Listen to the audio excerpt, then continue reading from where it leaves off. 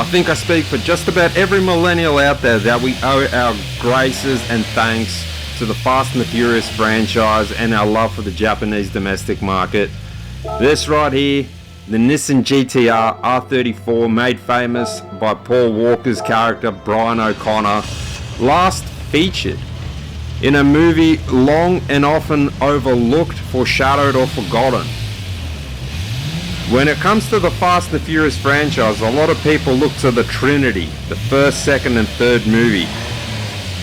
They were solely based around the premise of street racing culture, and the Japanese domestic market. But there's one race in particular that I think stands out as one of the best, not only fast franchise races, but one of the best street races featured in a movie.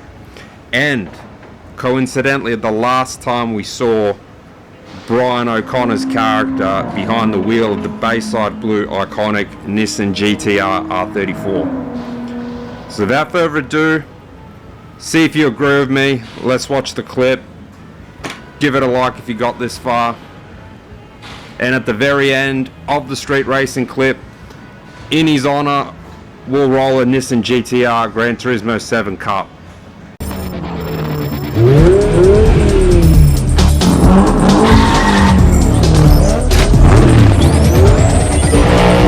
Please wait while directions are downloaded.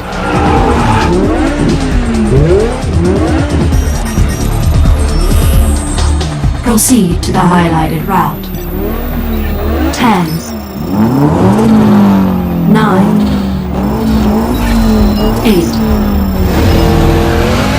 7, 6. You sure you want to do this? 5. A lot has changed. 4. You're right. 3, 2, 1. Go.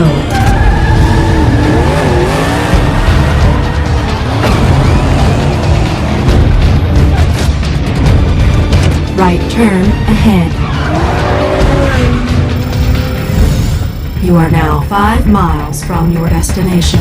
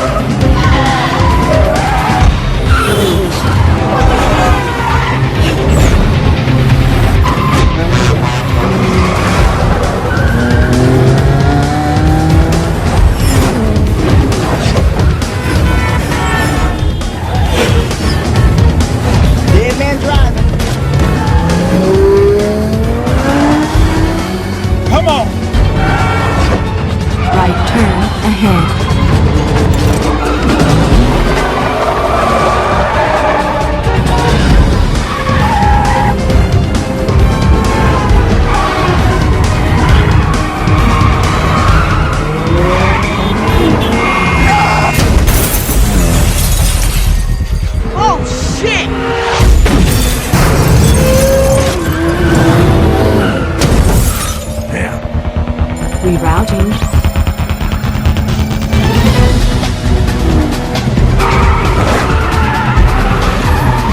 Rerouting.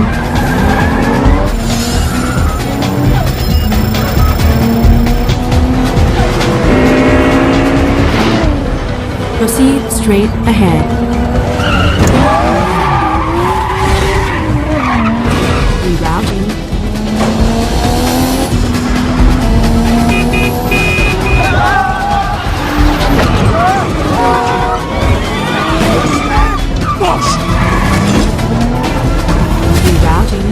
Shut up! You are 2.6 miles from destination. Oops, I didn't see you. You You are now 4.5 miles from your destination.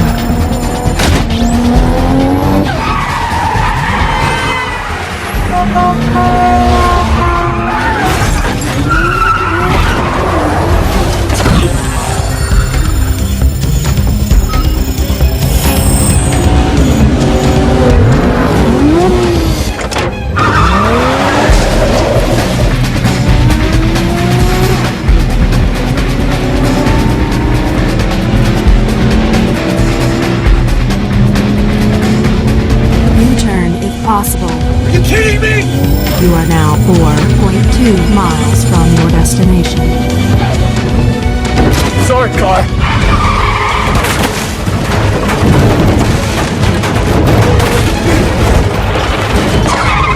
You are now 1 mile from your destination. That gets his back, Dom. Let's go.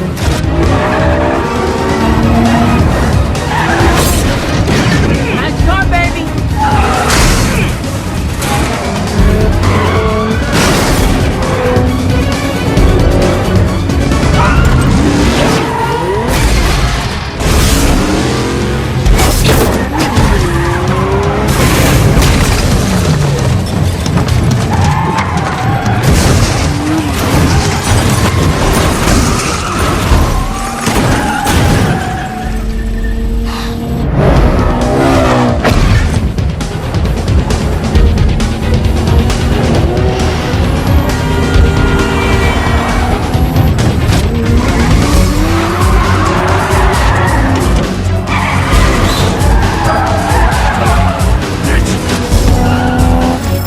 You are now 1/4 mile from your destination.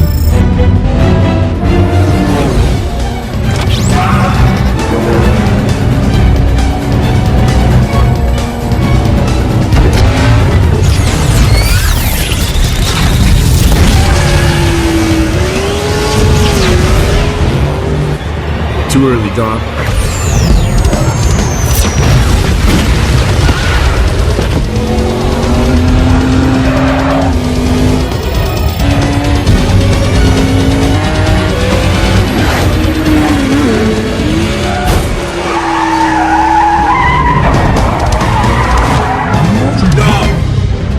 Still a buster. You have reached your destination. Goodbye.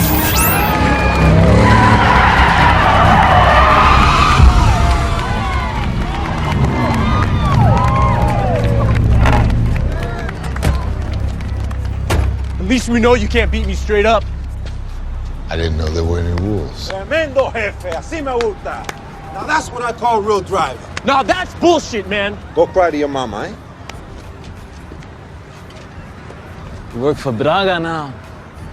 When the GPS calls, you follow. So if you got in this far, what did you think? I rank that up there as a top 3 of the whole Fast and the Furious franchise street races across the board. Not even going to put it in a tier list of comparisons of any movie after 5.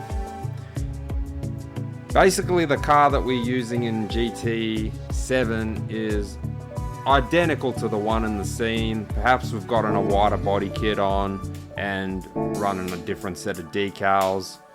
Otherwise, customizations across the board, though we don't know what was used in the movie. I do tend to like to muck around with the toe angle, the dampeners. Now here I was struggling to find an appropriate stage to pay my respects, so to speak. I figured, where would Brian be racing? We've got no street circuits. This isn't Need for Speed after all, but I also didn't want to do something where I needed to refuel, change tires, get overly familiar with a course, but also wanted to find something that wasn't open performance points so I wouldn't get left behind, but I also wanted it to be rather competitive. So I ended up finding something here where we fit the bill of being under 700 performance points, though we did have to run sport tires rather than racing slicks. I tried to make some adjustments, seeing if we can get a higher RPM turbo, but that put us over the edge of the performance points limit, so we did have to downgrade the turbo here. For a while there I thought I might not run nitrous oxide, but keeping it in good faith, if we could only get 2 shots of NOS, we would have.